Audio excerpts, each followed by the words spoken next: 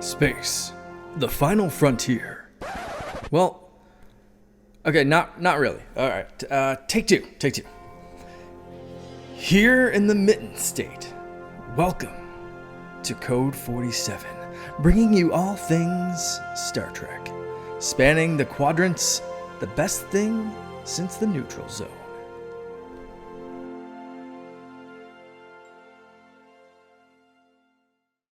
Back again, sunny Sunday. Rainy days and Mondays always bring me down. No, that's not right. This is the Code 47 podcast over on the Secret Friends Unite Podcasting Network, episode 64. I am your humble servant, Trek Lord of West Michigan, Captain Charlie Carden of the USS Grand Petoskey, a chapter of the Starfleet International Fan Club, overall geek, joined by my QT geek, as it were. That would be Katie Quinn. Katie, how are you today? I'm good. How are you? I'm doing all right. You know, it's Sunday nights are always can always be a little depressing. You got the work week encroaching upon you, but then we get to do this. And we get to have fun. You and I are doing this now. In a couple of hours, we'll be recording with Todd on Secret Friends, and it's a good frozen February Sunday, just a few weeks before my 64th birthday. Did I say 64? This is episode 64. I'm turning 46. Wow. Okay. Oh my God. Like, wow, Charlie, I did not know that. No, the hair is not gray enough. But yeah, we're back here to talk about some Trekking. But we always kick things off. I try to steal a bit, though it's not always quite as exciting, from Secret Friends. That would be this super cool-ish cover piece of art here. I grabbed the VHS covers that were from, the 80s and early 90s, but this is a season 3 episode of Star Trek, the original series, called The Tholian Web, where the Enterprise runs afoul of these weird aliens that you get to see them a little bit more closely, I think, in Enterprise. And have we seen one in Discovery? I feel like we have. Maybe. They're Tholians? They're like big little crystal. They're like crystals with with little spider feet. They're like, and they kind of squeal. I don't know if I saw any of them in Discovery, but I do know I've seen one before. Yes, it was that episode, the couple episodes of Enterprise where they went mirror universe and they captured a Tholian and then they tortured it and killed it. It was great. Oh, that sounds so much fun. Yeah, absolutely. But this. I thought there was something about the Prime Directive of not interfering. I feel like torturing and killing would maybe. But this was the mirror universe, as I had said. Oh, so yes, it's opposite day. It's Bizarro World. It's up is down, bad bye. But yeah, it's kind of a stock image of the Enterprise being caught in the tennis net of the Tholian Web. Yeah, the season 3 of the original series of Star Trek was kind of a wasteland. Katie, I don't know how familiar you are with the original series. I avoid the original series. Yeah, and to be honest with you, there's so many diehards are like, oh, God, it's the greatest thing ever made. In particular, that third season was blah.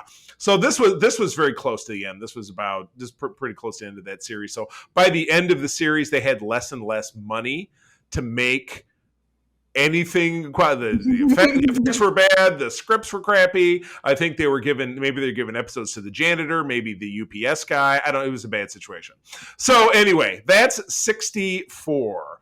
But getting into the first part of our show, something where budgets are high because it's animated and the budgets are always the same, that would be these last 2 episodes of Star Trek Prodigy, taking us to the true mid-season. This would be a 20-episode season, and it's weird because it's not, this is kind of a third season, or it's kind of a quarter season, because we got 5 episodes.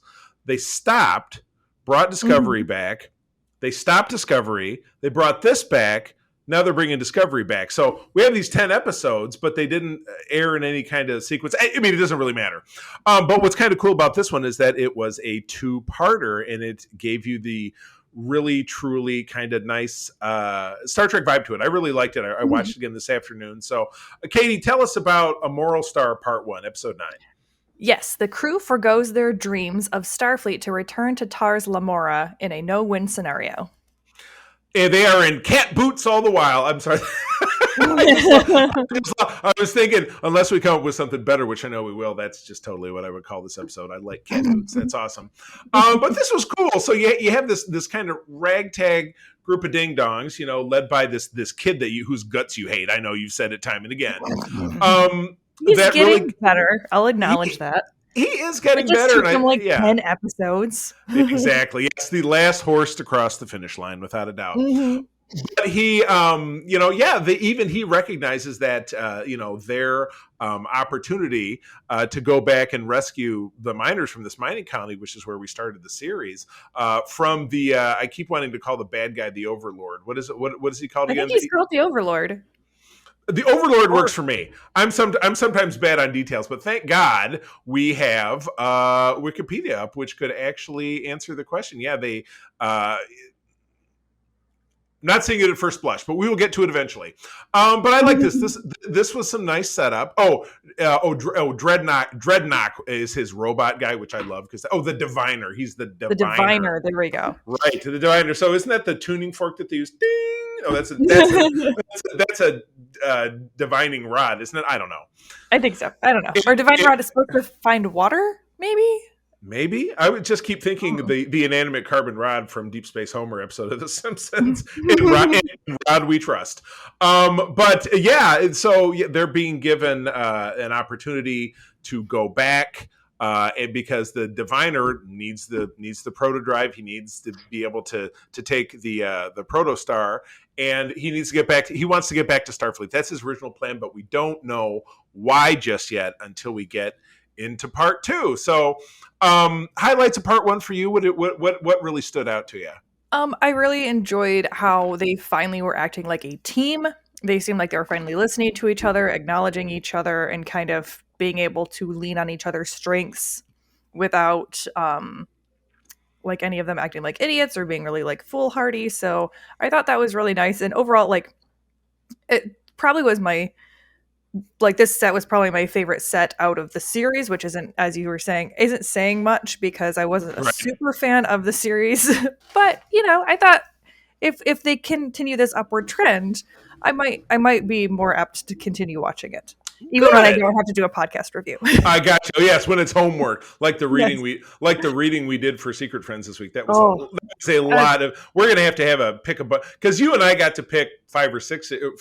You had 4 issues. I had 6. Todd had 8. So we're gonna have words about that. It was too much reading for my Sunday. You're supposed to spread it out over the 2 weeks. I know. It's just my new job has me running every which way, so I just have a lot less time that. For the year before that I spent unemployed, I have a lot less time. So it's an adjustment in time management. So I love, of course, that we get new Starfleet uniforms, and it's kind of funny because people are pissing about, oh God, how many different kinds of uniforms do they need? If you even looking at the United States military, which has 5 now 6 branches.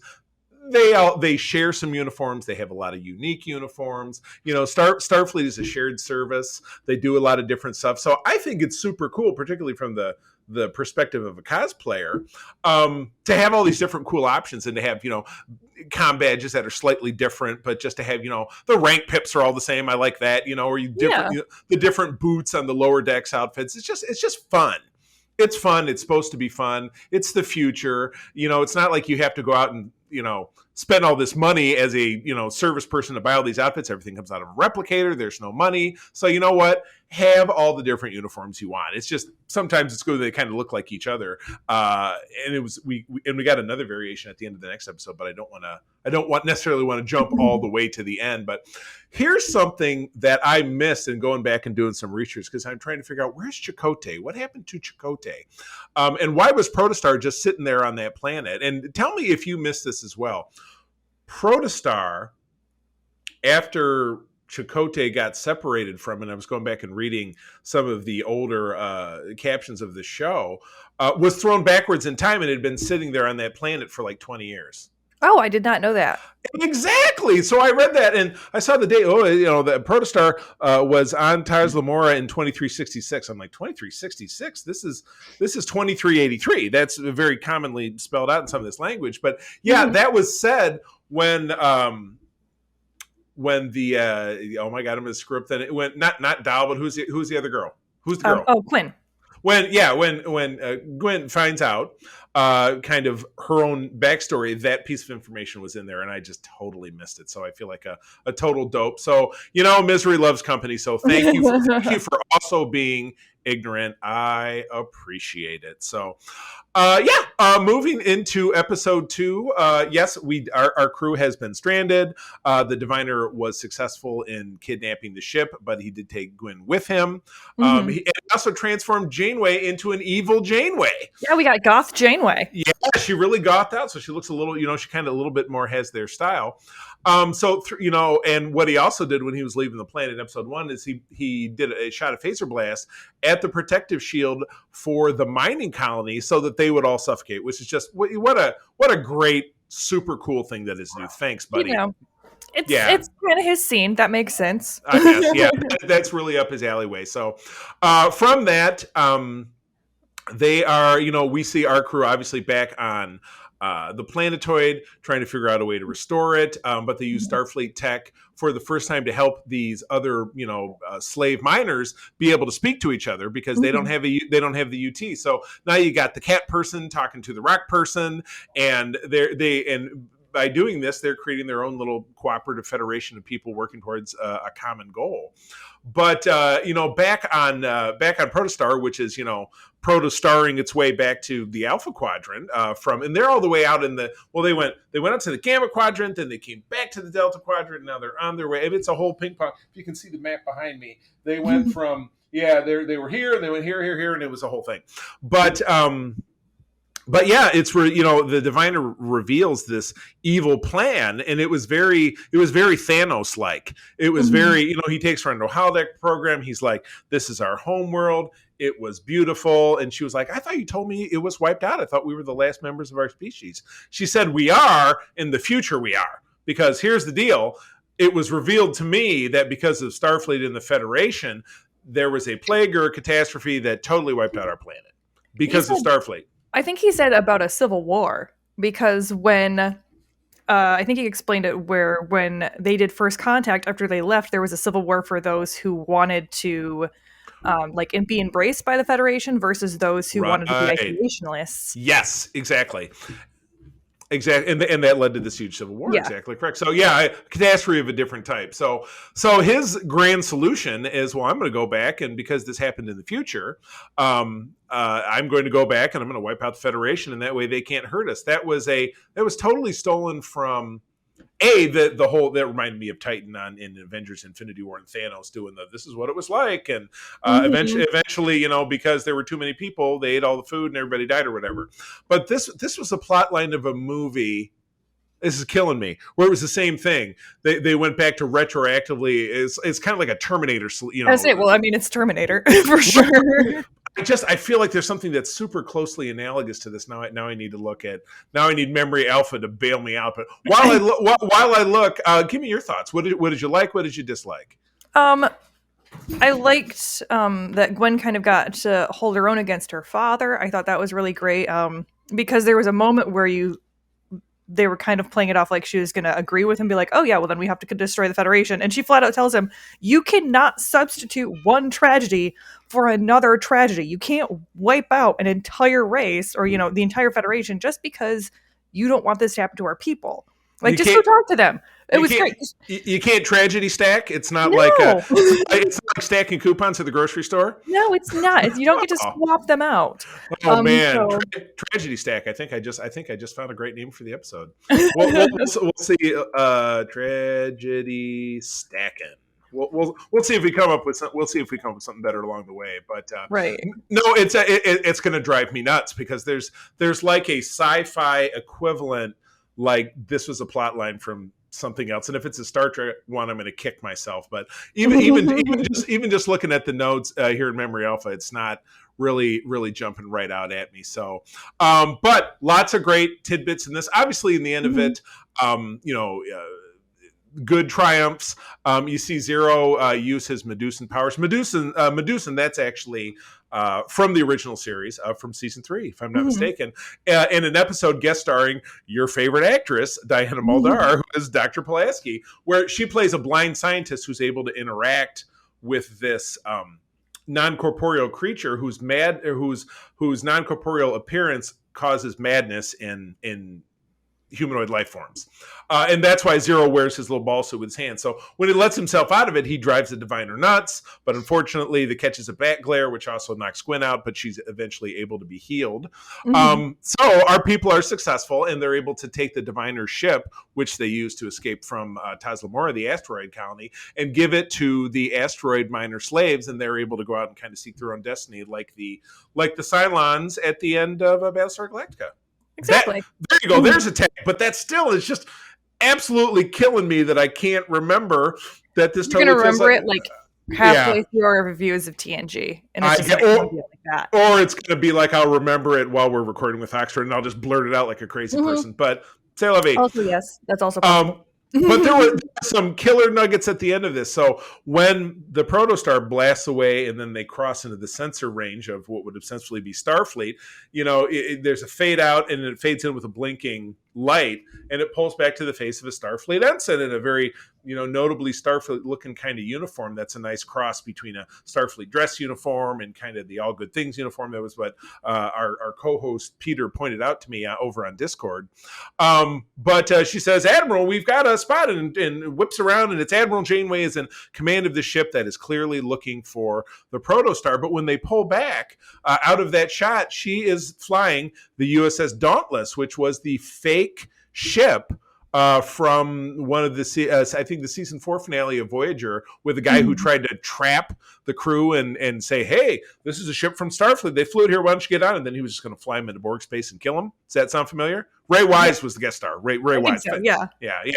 So that was super cool. They took that, but it was the exact same design. So that's just kind of weird. I would love to. I look forward to an explanation of kind of what is the deal with that. So, but yeah, super cool mid-season, or I should say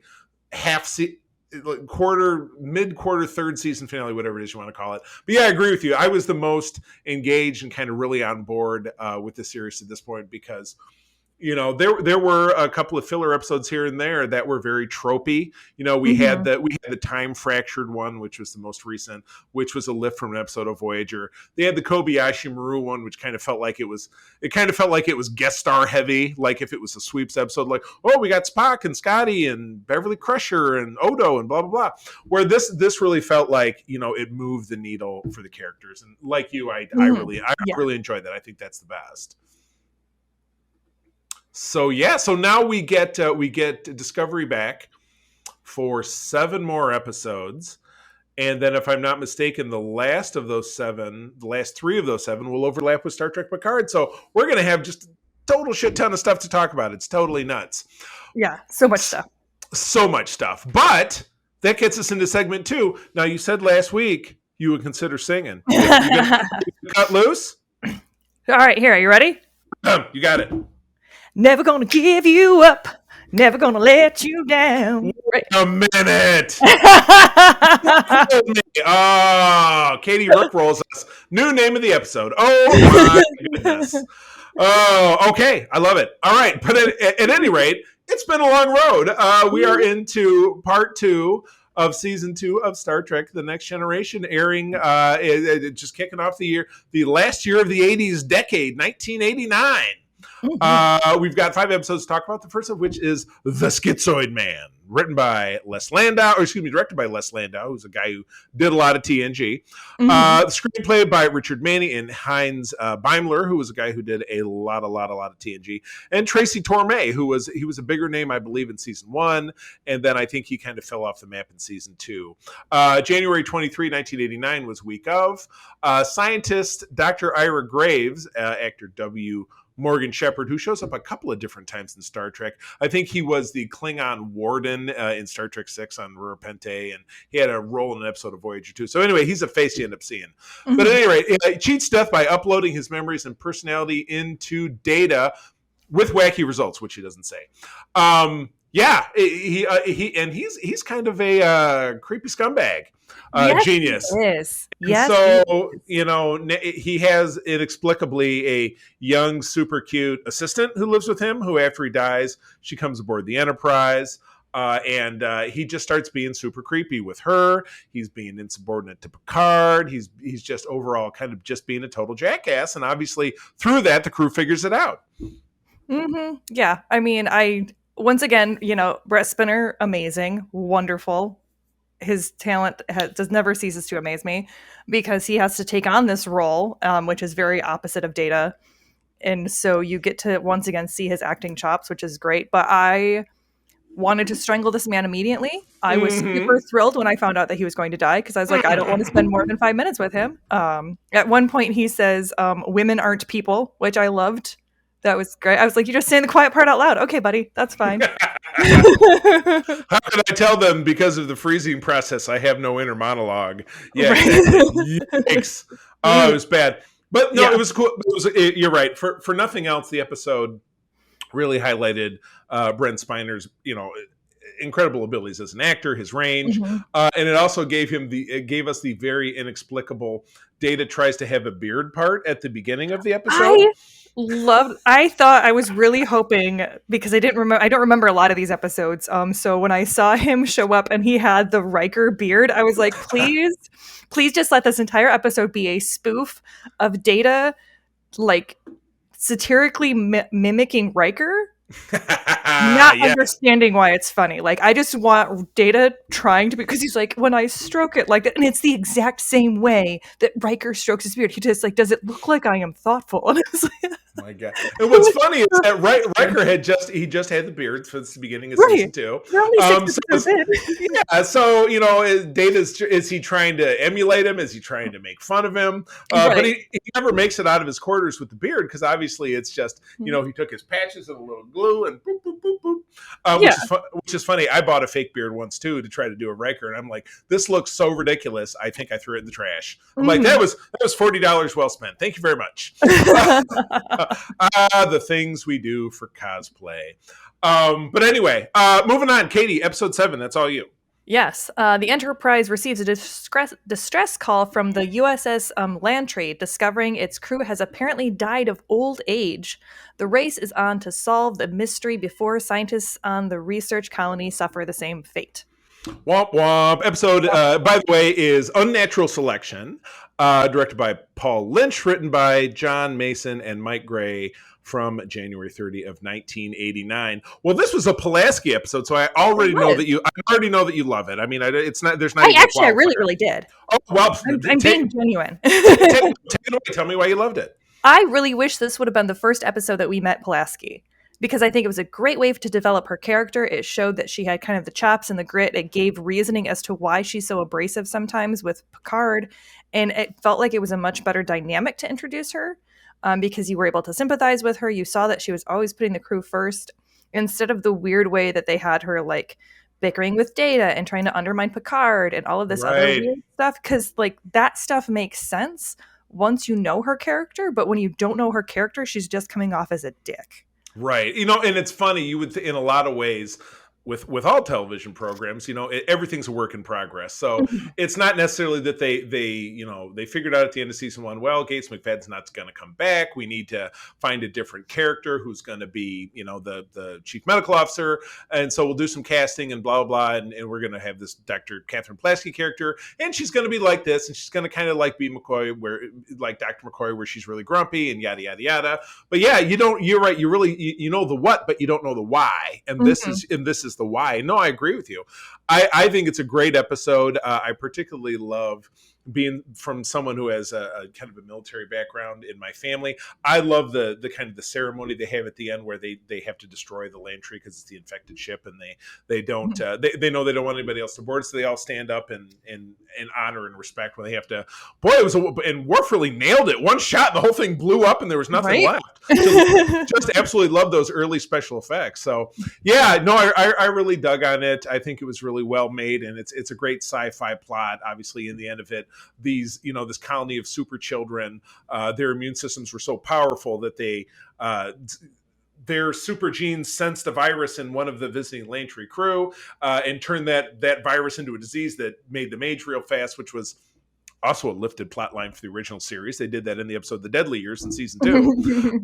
But there's still, we find out for Star Trek over the next 30 years that there's a lot of tropes that find their way into each and every single series because they must work in some way, shape, or form. But yeah, I agree with you. I really think that this episode worked out as far as character development. But I really love this next episode. Episode 8 is A Matter of Honor, directed by Rob Bowman, kind of TNG legacy dude. Screenplay by Wanda M. Haight and George Amos. And teleplay by Burton Armus, another big name in TNG, aired in February 6th of 1989. Riker is assigned at his own request to a Klingon vessel via an officer exchange program between the Federation and the Klingons. However, the Klingon captain is full of mistrust and wants Riker to fire on the Enterprise. That's a really shitty summary. I really do have to do better finding summaries. I say that almost every episode, and I mean it every time. I really do. I swear to God.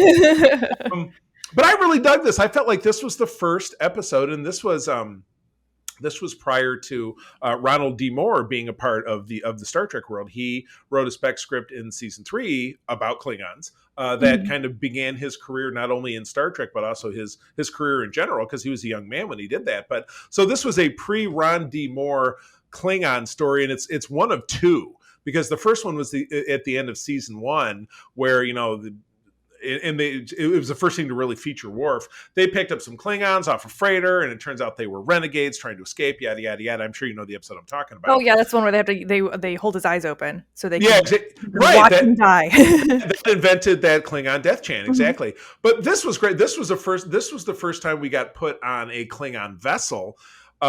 During a time when they're, it's TNG and they're not our enemies. So we get to learn about their culture in a lot of different ways, about the whole, this family member has dishonored their family. So it's like the Amish. We don't talk to them anymore. They're shunned. Because you find it's actor Brian Thompson plays the main Klingon lieutenant who has been in everything.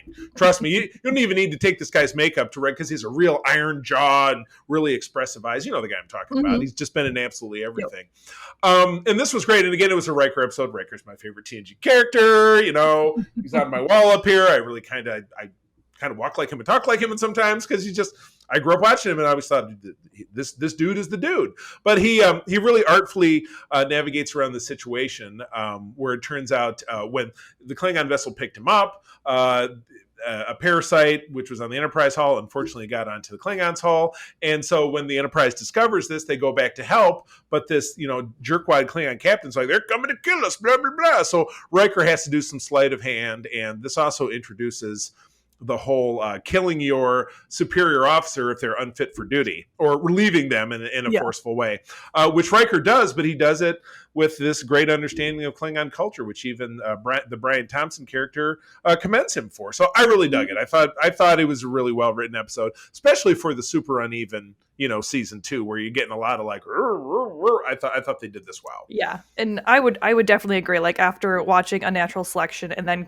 coming into A Matter of Honor, I was really excited. I thought both of them were very, very solid episodes. Riker can be hit and miss for me just because sometimes he comes off, as he does with a creep factor. True. Where, I gotcha. He just kind of smiles and stares at a woman until she acquiesces. Oh no, super creepy. Whoops. Yes. that's not something I picked up from him. That's not me. But that said, I do think he definitely has some lovable qualities, and this episode really played into those because he is very smart, he's very witty, he's very adventurous, and I think he can be a really fun character, and this was definitely one of those times that he really shone as a character. Gotcha. Totally. Yeah, I like it. Good stuff. Well, I mean, we've had 2 episodes in a row that we both really liked, but now we're stepping into what is potentially the first absolute classic episode of TNG. So go ahead, please. All right. This is A Measure of a Man by Robert I don't know these names as well as you do. Shearer, let's go with. Shearer. Okay, and it was, who is that? We've got Melinda S. Snodgrass, and yes. It was done in February of 1989. It says, after Lieutenant Commander Data refuses an order from Starfleet to be dismissed or dismantled for research purposes, a hearing is convened to determine if he is a legal citizen or a property of the Federation. Oh, Ba-ba-bum. such a great episode that has Yep. had. First of all, within SFI, and Katie, I know you're not a member of our chapter. Plug. But within SFI, one of the little side projects some of us in the region did a number of months back, because we started these monthly script table reads where we would act out an episode over Zoom, and this was one of the first ones that we did. That we found the script and we reached out to people who wanted to be involved and said, "You be," and I got to be Riker, of course, and we got to read through and do it, and so it's powerful just to speak the dialogue. You know what I mean? It's really great, and they combine up a lot of like fun, like Picard meets a former lover who happens to be the Filipina. Yeah, Philippa Louvois. They're both French, though he has a British accent and she has no accent. So proof that the future is this great big hodgepodge, and there is really no nationality, or there's no national heritage in the way that we speak. It's weird, but God, this was great. Yeah, so you're saying that. Somebody comes along and says Data's a robot.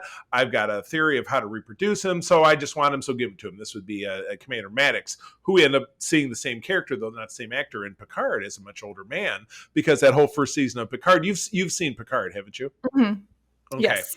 So that whole first season had to do with artificial life and different stuff. So it definitely touched upon this episode, in particular this character, who he was like Pulaski on steroids with his contempt for Data. Oh, absolutely. And he went all the way back to when Starfleet, when Data wanted to join Starfleet, this guy was the guy who stood in his way, and so Picard says, no, you can't take my officer just because he's not a human being, he's sentient. Well, then they had to have this big courtroom drama. Riker had to be pulled in as prosecutor because he was duty bound to do it, even though it was very difficult for him. And there was a great speech. There was a great interaction. And again, we've not talked a lot about Whoopi Goldberg's character of Guinan, who was new this season. But her relationship with Picard goes back in mysterious ways that have been, I think, defined non-canonically in novels and things like that. But we're going to be getting her back in Picard season 2 just in a month here, which is really exciting. But she and Picard have this amazing interaction about how Data's subspecies, of which he's the only member, that this whole concept is setting them up to be essentially treated like a race of slaves. And that's the winning argument that Picard uses to essentially gain Data his freedom. So I just can't, I've done all the talking. I can't say enough, but I'm gonna let you talk. So please do. I mean, you've hit all of the amazing points. It was, I think, really one of those episodes where part of the reason why it's so good is because every character is all of the best qualities of those characters are brought forward. So you see Riker's charisma and his willingness as an officer, where even though it's absolutely stomach churning for him, he has been told, if you do not bring your A game, this guy automatically wins and Data's going to be dismantled. And so he brings his A game, and you can see that he is just absolutely torn up about it, but he still does it. And then, like you said, you have Guinan and Picard, which I actually did some research into Guinan because I was like, this has kind of that like magical Negro feel vibe to it. But apparently Whoopi came to them and asked for this character. Like, she designed this character. So I was like, okay, that kind of helps take some of that off. But which is funny because Gene Roddenberry, the late Gene Roddenberry, has been noted in saying that it's kind of the other way around.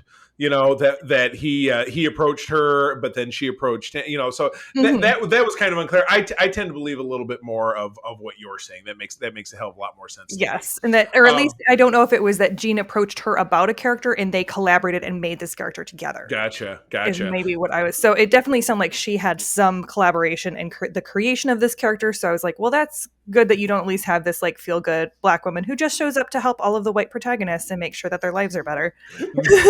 I am not naming this episode The Magical Negro. That's no, going definitely too far. do not. Absolutely not. We will stick with this so far. But yeah, like I said, we're 35 episodes into the series, and they hit their first just blaster of a note. Just absolutely. I mean, it's not that there weren't great episodes here and there, or great segments here and there, or great character development, but this was the one where everything hit, with the exception of the fact that Riker had to step up, or they were going to default. So it's like it's like not showing up for a summons and you automatically go to jail. That just, I mean, I guess that seems kind of weird, but it served the plot and it gave us this great performance and this great story. But that's the only part of it that I was kind of like, I don't really. Well, I mean, I think it made sense because at that point she was saying, I don't have any proof to not agree with him. And so then Picard challenged it and she said, okay, well, if you're challenging it, then we have to have a trial. And if we're having to have a trial, we have to have both a defense and a prosecution. So if we can't have a prosecution, because she didn't have a staff,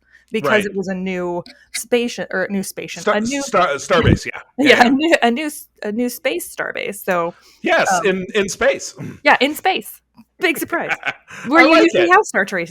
I cannot talk right now. You got that? You doing okay? Nope. I'm not. Right. I'm not doing okay. I'm not drinking. Are you drinking? Because we got another show to do after this. Oh yeah, I know. I'll be totally good. Are you kidding me? I'm gonna be 100% for Todd. Oh my god. Oh well, for Todd. Oh, Todd's coming. Okay, great. I will continue to be 100%. You'll be like 112% by then. I love it. Exactly. Very good. I don't know if it's 12 proof. Okay. Now I might have to Irish up my coffee. Get through this deal. All right, let's take it home. Episode 10 is the Dauphine, which I had to really practice and look up what the hell that was supposed to sound like. I think it's the Dauphine. I think it's directed by Rob Bowman, again, a guy who did a lot of TNG. Scott Rubinstein and Leonard these guys never wrote another episode, so I'm not even going to bother. Aired the week of Feb 20, which was the week of my birthday when I turned 13. Oh my God. Girls wouldn't touch me with a 10-foot pole when I was 13. My goodness. Good times. Middle school, bad times. Okay, the Enterprise hosts the young leader of Dalid 4, Celia, Jamie Hubbard. Soon, Wesley Crusher, Will Wheaton, finds himself falling in love with her. Aww. However, Selena and her guardian harbor a secret. Woo, her guardian. Ouch. Even even crustier than Pulaski, but the two of them end up crossing swords, which is absolutely perfect. Yeah, so you got, Enterprise shows up at this weird planet that they beam up, this young emissary and her guardian, very mysterious. And the guardian is like, no, you got a standard lock and key. You can't leave. You can't talk to anybody. But even as they're walking from the transporter room, Wesley walks by, and it's Boner City, man. I mean, I'm sorry. That's just kind of the way it works for a young kid of his age. Where with Okana, it was, what do we call that episode? The gay tilt or something? Yes. The scales of gay. This was the scales of straight. Ooh, there we go. The scales of straight. New name of the episode. But it was touching and it was tender in a lot of ways. As a young teenage boy, at the end of it, I could empathize with Wesley's experience. But you have a counterpoint, and I want to hear it instead of me just babbling. Go on. I didn't so much mind the the tit for tat back and forth with them. I thought that was kind of cute. I liked the idea that they were using Wesley as kind of to help the Delphine Celia. Celia, kind of do her own coming to age, because she had been raised in isolation on this planet because her original planet was at war. So she had been told her entire life, you are going to go and you're going to bring peace between your worlds and everything's going to be great. And she's like, well, what if I don't want to do that? And so Wesley was kind of her last moment of indecision. And then it brought her to be able to do what needed to be done. But just the fact that he knew her for a whole 4 hours. And there's this moment where he finds out basically they're shapeshifters. That's the big secret. And he finds out. So she's trying to come to him and be like, hey, I'm really sorry about this. And he's like, I loved you. She's like, I loved you. And he's like, did you though? And I'm like, dude, you've known her for less than a day. I can simply tell you as a love, and it's funny because I will tell you that right around the same time I met the first girl that I had kind of that puppy love crush on. She and I are best friends today. She lives a few blocks from here. We hang out every week. We talk all the time. But we had this, I was just like, I don't know what love is, but I think I love you. And that's what being a dumb teenage boy is all about. So I get his bit at the end with Guinan where he's like, I'm never going to feel this way again. It absolutely feels that way for a teenage boy. Yes. I will get, and again, I've never been a teenage girl, can't speak to that. But as a teenage boy, Yeah. I mean, I remember when, my friend whose name I'm not going to use, when I figured out that her feelings in that fashion were not reciprocated for me, I was devastated. It was, laying awake on Friday nights and watching TV and reading my Star Trek novels and just being sad. So Right. I was Wesley. And it's funny that this was maybe a year or so before I went through that same experience, but it's just too funny that I had the same kind of Wesley Crusher experience. You had the Wesley Crusher crush. I had the Wesley Crusher. Oh, the names just keep getting better. The Wesley Crusher crush. Oh, but yeah, no, I 100% get that part of it. The Wesley Crusher crush. It's a super cliche. I totally get it. But every once in a while you get a cliche that really, for me, totally hit the nail on the head. Go ahead, please. Oh, I would say, I think that I might have been more apt to forgo it, but the fact that I think he's supposed to, at least I was taking it as he was like 16 or so at this point, like 15, 16, not like 12, 13. So like 12, 13 I can get, but I'm like at 16-ish, 17, like that to me, that one was where I was like, buddy, you can't tell me that you've never like seen another gal in Starfleet and been like, oh, hello. There's no suit of armor around the heart for that first heartbreak. I'm telling you. I'm gonna have to. It's rare, but I'm gonna have to take Wesley's side on this one. I know how he feels, 100%. And I think you alluded to it, but the interplay when Guinan and Riker are trying to show him how to flirt was absolutely spectacular. That was a lot of fun. That was a lot of fun because it was played for laughs, and I was laughing. Oh yeah, it was absolutely played for laughs because he was saying the most ridiculous things, and I was like, "What?" And he's like, "I can't stop thinking about it." I'm like, "No, you could probably. It's fine. Yeah, it's fine. okay. Why are you talking like this? Trust me, go swing by Troy's quarters. It'll be fine." Yeah. It was funny because I was thinking about your line in the other episode that you said, between Troy and Riker, they went back and forth who can't keep their pants on. And I was just thinking today, both of them were wearing unitards this entire season. So they couldn't take their pants off. You would think so. Oh my God. All right. Well, that draws to a close the second the second quarter of our breakdown of this. So compare, contrast first quarter to second quarter. Which one are you liking more? I think that I definitely liked the second quarter more, just because that's like, I didn't love because I did really like the one in the last set that was about the ambassador. Okay. Yeah. The Riva. Yeah. The deaf guy, the deaf actor. Yeah. I really, really enjoyed that episode, but that was the only one that I was like, ooh, this is a good episode. Yeah. Where in this set, I really enjoyed, like 3 out of the 5. Right. Were really, really solid. And then the other ones I was like, I'm like, this is kind of annoying. Like there's some stuff in here where I'm like, not great, but right. You're not selling it to me. Forget about it. Oh my goodness. Oh well, that's good. Well, we will be back in a couple of weeks to tackle the segment 3 of 4, and also talk about the first 2 episodes of the Return of Discovery. You're up to date, right? You're good to go to jump back into Discovery. Awesome. Good deal. Well, with that, my dear friend, why don't you take us up on out of here? Yeah, for more information about Starfleet International, please visit Grand Petoskey and Region 13 on Facebook. All right. Well, friends, thank you as always for joining us. I'm going to tell you as always that sharing is caring and to keep on trucking. All right. Wherever you go boldly. This podcast is part of the Secret Friends Unite podcasting network. Visit secretfriendsunite.com for more great shows, articles, news, reviews, and more. Secret Friends Unite podcasts are available on Apple, Google, Spotify, and other podcast services around the world. If you'd like to be part of the conversation, you can join us on Facebook or our new Discord server, or follow @SecretFriendsU on Twitter. Please subscribe to Secret Friends Unite on YouTube and visit our merch store at tpublic.com. Just search Secret Friends Unite. Thanks for listening.